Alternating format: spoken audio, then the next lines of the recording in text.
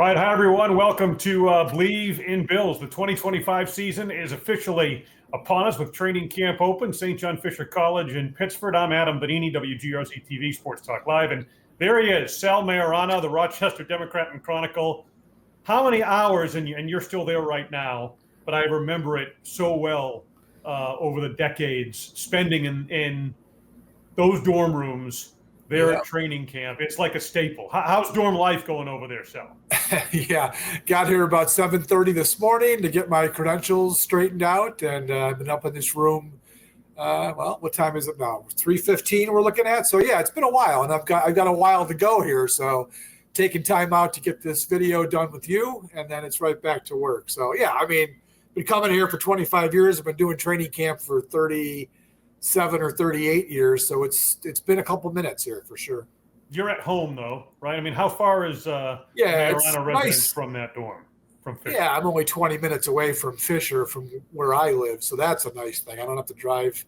My least favorite time of the season, Adam, is when they break camp here, and then you've got that 3-week period between now or the end of camp and the first game. Then I got to drive to Buffalo for practices. I don't mind driving to Buffalo for games or flying to a city for games, but to go there for practices a little bit. And we're not getting lunch on Wednesdays, right, until the season starts. So driving there for a practice with no food, that kind of sucks. See, look at this. Here we are, like not even to point one on this podcast. First day of training camp, all kinds of expectations. Already being uplifting, and you're whining about. That's right. Right? You know. Hey, the worst part of camp is I just came off of 5 weeks of sitting on my deck, reading, listening to music, doing nothing at all because I have all that vacation time. So you got to jump. Literally, I was on my deck reading a novel yesterday. Now I'm into my 7th hour today of writing about football. So, yeah, it's crazy. Okay, so at least with previous administrations, we used to have to get there the day before the first practice and stand out on, in the heat or whatever. And I remember the worst day of the year was that day. Right, when they were lugging in like couches and TVs and all kinds of their stuff, and you try and it was real disorganized. News breaking stuff that day. It was right. Yeah, right. I like now that everyone's able to avoid that and get right down to business on day one when they hit the field. So let's get to that. Let's get to the news of the day and injuries, including a couple of key players in Dawson Knox and Spencer Brown. Yeah, we weren't expecting that. I mean, Spencer Brown did not work. He definitely didn't work in the mandatory minicamp. I forget about, we only see 1 day a week of the OTA, but he's been down for a little while.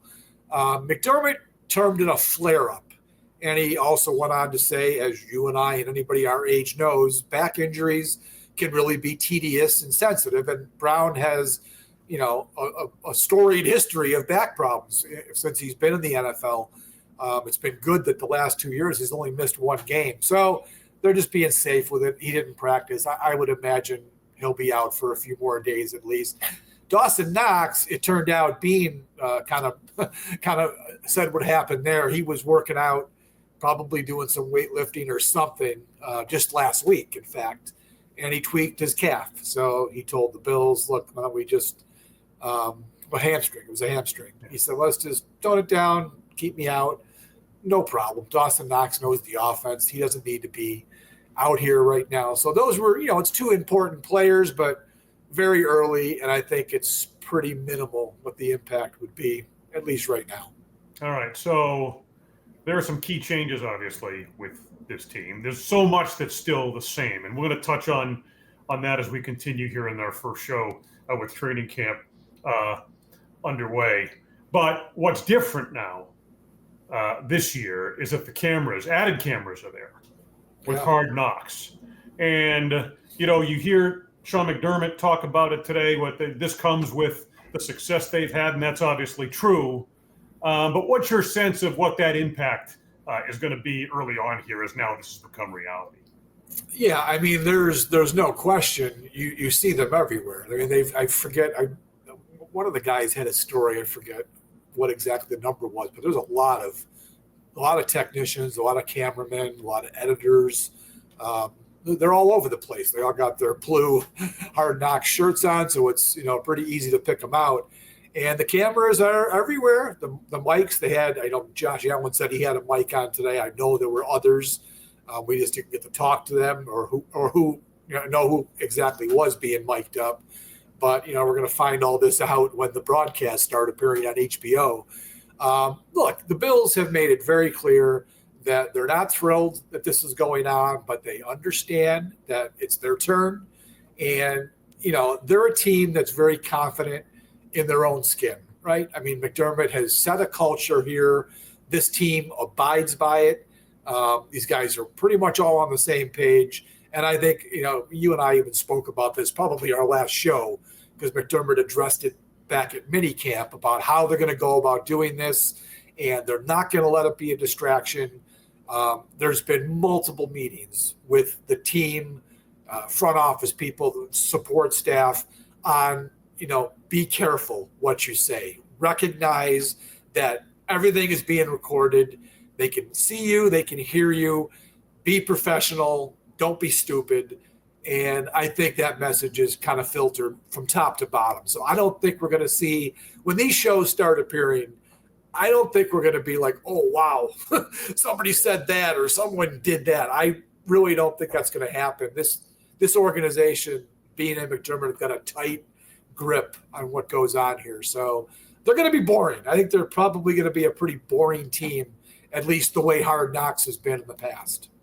And that speaks to the whole culture thing that they've established here, I think, right? That's like another manifestation of that they're able to absorb a potential distraction like that and deal with it because of the leadership of Sean McDermott and Brandon Beane and the type of players they brought in here and that sort of a thing. And it all there's a kind of a groundswell of anticipation. And among the reasons why those cameras are here, that this is, and I think you and I both agree with this, this is probably the best roster that they've had. There's a lot of questions that still need to be answered, but potentially anyway, that's the way I'll phrase it.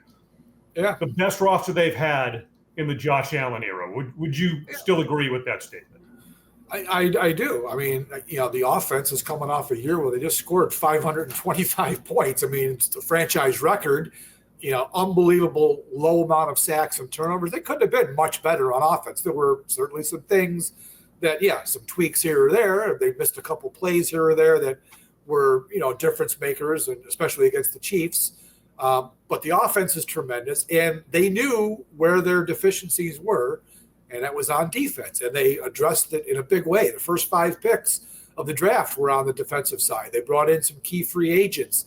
So when you look at it top to bottom, the depth chart, Adam, I think it's as good as you're right, it's as good as it's ever been here. There's only a couple jobs that are really up for grabs.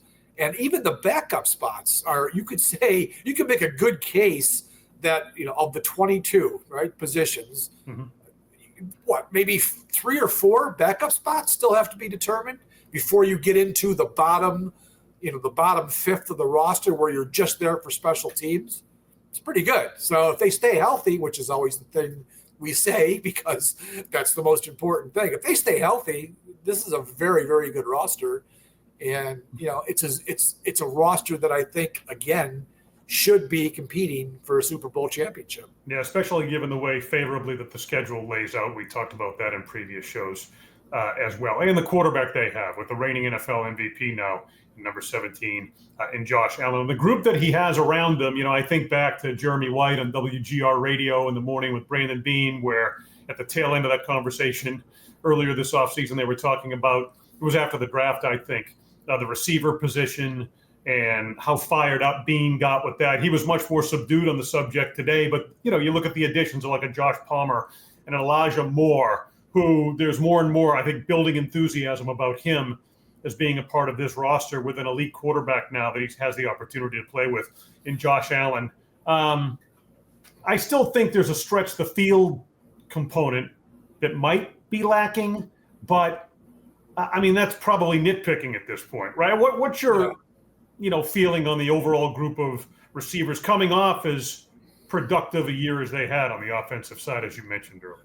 Yeah, and I think the 2 guys you mentioned, Palmer and Moore, I think have a chance to impact the down the field passing game. Josh Palmer is a guy that showed with the Chargers that he could win down the field. He could get separation, and he could also make contested catches too. And Elijah Moore, I'm gonna. It's gonna be interesting to watch him in training camp, as McDermott and Bean both said today. Or actually Josh Allen said it.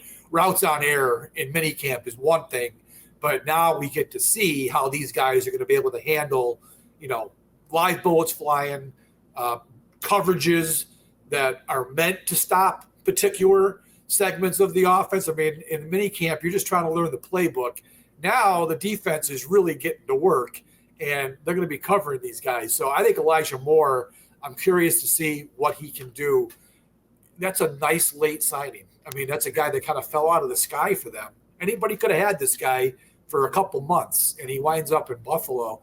And I keep going back to, you look at his numbers, he's played with lousy quarterbacks his first 4 years in the league and still had, I think, 50 catches or more in every season. So you put him with a guy like Josh Allen in this offense where he's just going to be a guy, one of several guys, that could be a potentially, important breakout player for them. So I'm real curious to see how that's going to play out. Yeah, he's a guy I'm definitely going to be watching as well. I think that, and I think a fair amount of attention gets paid to this, but I don't know that you can overstate the continuity they're enjoying on the offensive line, right, as a key component of the success of this offense. I mean, even Brandon Beane, when asked about it today, the fact that, they're able to keep sort of everyone together like that, even at some depth positions like you had talked about. I mean, the O-line as the foundation of success, obviously Allen is the key to it, but it's such a critical component where, again, they're set up for success this year. Yeah, I mean, the Spencer Brown injury, we'll see where that goes. Hopefully it's not going to be an issue. I would expect he'll be fine. But everybody else is back. 2 years in a row, they've had one guy miss one game. Spencer Brown missed the Kansas City game, the regular season game last year. That's unbelievable. That's unheard of for an offensive line, not only to stay together, all five guys, but to play every game is something you never see in the NFL. So knock on wood, they can have that happen again. Now, the interesting thing is that this could be the last year that's going to be the case. They have not given Connor McGovern the contract extension I think a lot of us thought he was going to get. It looks like it's probably jumping the gun. That's next year's discussion. But it looks like maybe they're going to let him play out the year and maybe turn it over to their young guys. They've got Cedric Van Pran Granger, who they drafted last year, who made the team, got into some games last season. Maybe they're looking at him to be the center moving forward and save some money because McGovern costs a pretty good amount right now. But if you give him an extension, that's going to bump up the salary cap, and they don't have a whole lot of room next year either. So that could be happening. Cyrus Torrance is going to be in his last year next year. Guards are getting paid, Adam. So you wonder what's going to happen there. But I think for 2025, I think the continuity will remain. And again, if they stay healthy, this offensive line is one of the best in football. You mentioned contract extensions. We'd be remiss if we didn't at least touch on running back James Cook, who is there. And it seems to be the same type of vibe, obviously. Got a sense of that back last month with the mandatory minicamp and the fact that he did show up for that and what his sort of MO is going to be in his approach to this thing. I mean, he has nothing but the highest degree of motivation to play at an elite level this year if he ultimately wants to get paid. And it seems like everyone essentially is in agreement with that, and hearing Bean talk today as well. Yeah, absolutely. I mean, he came into mandatory minicamp. That was a good move by him. I mean, he laughed about it. He wasn't going to piss away money and fines. He likes his money, was the money quote, right? And same thing in training camp. I mean, you miss days here, it's like $50,000 a day. So he wasn't going to throw that money away. But it was a good concession by him to not be a problem. I mean, he made it very clear what he wanted. It created a lot of discussion among the fan base, among media. Brandon Beane kind of admitted that he wasn't thrilled that it went public like that. So he wants his money, but he made a very nice concession by coming in, being a team guy. He's here on time. He's not causing any problems. I'll tell you, I was standing with the guys today. We're watching, and we were debating what do? Do you give this guy money? And I was like, no, not the money he's asking for. But then a couple other guys were arguing, yeah, but look at him. He's the best running back on this team, and it really isn't that close. I kind of agree with that. He is. I like Ray Davis as a player, but I don't see Ray Davis having the same impact as James Cook. I don't think he's the same type of player. And if they were to move on from Cook next year, is Davis ready to just jump in and be James Cook? I'm not sure. Man, we'll see. He had a nice rookie year, but right now, James Cook is far and away the best back on this team. So they need him focused. They need his head into it. And as you said, he's going to be a motivated guy because either it's going to be a contract here or a contract in free agency. And it's tough for running backs to get those contracts. So if he has a big, big year, he'll get one from somebody. Well, because they are essentially replaceable. But as you and I have talked about, he brings with what, the kind of the philosophical change that Joe Brady made when he took over for Ken Dorsey with regard to this offense and the use of the run game and how it complements everything else they're able to do, and specifically what James Cook brings to the table with that diversity of talent and level of talent that he has. I don't know that there's an immediate replacement for him as part of this offense. So it's a dynamic that certainly plays into whatever decisions and how these negotiations go as we move forward. Switching gears to defense. Go ahead. You like how they built it because Ty Johnson is an ideal third down back, made a lot of big plays for them. And Ray Davis is a guy that showed in the one chance he got as a starter against the Jets, he could definitely do the job. But Cook just has that. He's got a little bit of a dynamic ability that the other two guys don't have. And I think he makes some plays that those guys can't make. So that's the difference. And we'll see if the Bills buy into that and give him at least a reasonably expensive contract. Again, I'm not sure I would do it, but I can certainly see the argument by people who think that they should pay him because he is a good player. Absolutely. All right. Defense. Let's just hit a couple of points here before we wrap up. And it's where they, as you said earlier, they had addressed things so aggressively in terms of the draft. It's where they've come up short in terms of getting over the top and getting to and winning the Super Bowl, the defensive side. And Sean McDermott would be first to admit that last season they didn't play at the level that they've become accustomed to with a former coordinator and McDermott as head coach. We all know the history of it, right? And they brought in Joey Bosa with the potential for making such a huge impact, right? And then he suffers a calf injury in the offseason, which kind of fits his MO and the injury concern and that sort of a thing. But I was encouraged to hear him talk today. He is back, working through it, and ready to go. What's your take on what he can bring on the defensive side? Yeah, again, he's got to stay on the field because he has not been able to do that for 3 years running now. If he does stay on the field, I think he's going to be Von Miller 2.0. I mean, I don't think you're going to see him getting 70% of the snaps. I think he'll start over A.J. Epinesa. But you know the Bills, they're going to rotate their edge rushers. No one's going to get a huge proportion of the snap count. Greg Rousseau will probably have the most. And they're going to get everybody involved, especially early in the year when they're not going to have Michael Hoyt. They're going to need to be bringing in different guys. Javon Solomon's probably going to get an opportunity, right? A.J. Epinesa, Bosa. So I think Bosa, I think they've got a plan in mind for him. And I think they realize at this stage of his career, especially given the injury history, they're gonna pick and choose. And the goal will be to make sure he's healthy at the end of the year and go into the postseason with a fully armed and loaded Joey Bosa who could possibly have an impact in the pass rush. That's what they've lacked in the postseason for several years running. Von Miller, it turned out, was not that guy, especially after the injury. But I think Bosa, on a one-year deal, he's also in improvement mode too, right, Adam? I mean, I don't think he's close to wanting to give up football. This is his 10th year. I'm sure he thinks he's got football left. He's playing for another contract, whether it's in Buffalo or somewhere else. So there's another guy who's going to be motivated to perform, but he's got to stay on the field. That's the biggest thing with him. All right, and we're, 20 minutes into this now, and I know you're on deadline, so I don't want to take up too much of your time, but I want to talk about cornerback too, right? And one of the things that stood out to me in listening to Brandon Beane today was at some point during the drills, Trey White made a play, and Beane was standing right there on the sideline, and White got up and looked at him and said, "Man, it's good to be back," or something about, back around family or whatever.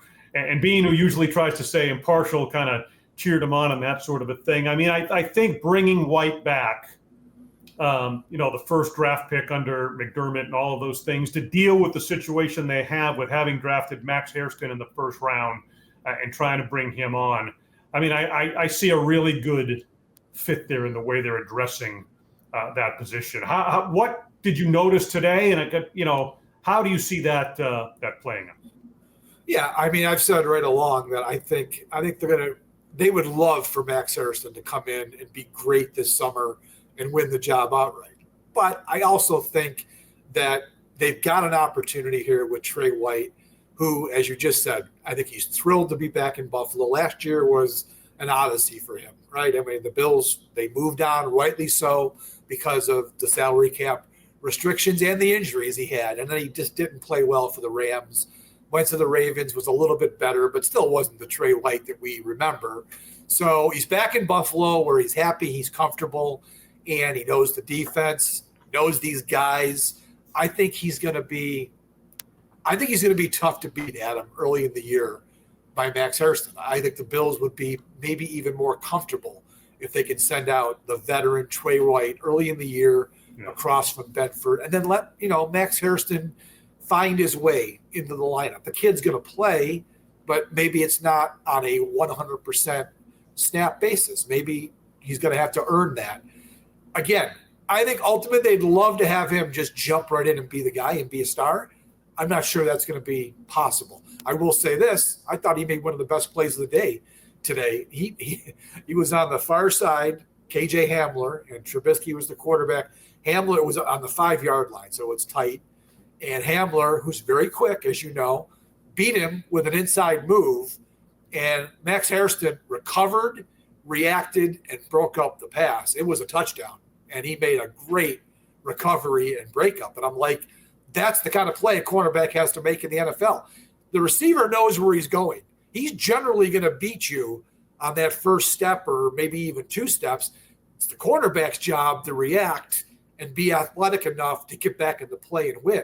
It's exactly what Hairston did on that. So that was nice to see. Now we'll see moving forward when he's facing, Khalil Shakir and whoever else, Keon Coleman, right? But that was KJ Hamler. But it was nice to see that he can make that play on the first day of practice. Certainly. All right. Well noted. Always appreciate your observations with training camp underway, 2025 St. John Fisher College in Pittsford. And Sal, I'll say this as we wrap up. The red helmets and the old unis that they're bringing back, they kind of harken back to our era, right? I mean, it's still our era, but, we covered that ground. So I think that's a nice touch, don't you? Yeah, I mean, this is the last year of the stadium. We knew they were going to try to do some special things. Now, I am a proponent of the standing red buffalo. The red helmet's big deal. I don't really care so much about the red helmets. I love that standing red buffalo from my earliest days when I was a fan of the Bills. They're wearing those twice, and they're going to wear that color of blue uniform too as part of it. One of them is on the road in Atlanta, but they are going to have the home game against Tampa Bay. So that's the one that I'm more interested in as opposed to the red helmets in Week 18. But I do recognize that red helmet was the Super Bowl era helmet. That's when they had their most success as a team. So I understand why people like those helmets. I just prefer the standing red. That classic buffalo on the helmet is my favorite one of all time. All right, agreed. Nice touch. Sal, that is some, the luxurious confines of St. John Fisher and I will say the air conditioning is working great. The unmade bed and everything next to you. Not that you're going to need it or whatever, but I won't be sleeping here. But the air conditioning's working good. So it's good. That'll be nice tomorrow when it's 94 degrees. So everything's good. I got my desk set up and I got my shower back there for when it's really hot. So it's good. Yeah. It's a good setup here. Training camp give you AC and good Wi-Fi, and you're off and running. That's right. Excellent. Man. All right. For Sal Maiorana, Rochester Democrat and Chronicle at St. John Fisher College in Pittsford, I am Adam Benigni, WGRZ-TV, Sports Talk Live. This has been and continues to be Believe in Bills. Thanks for joining us.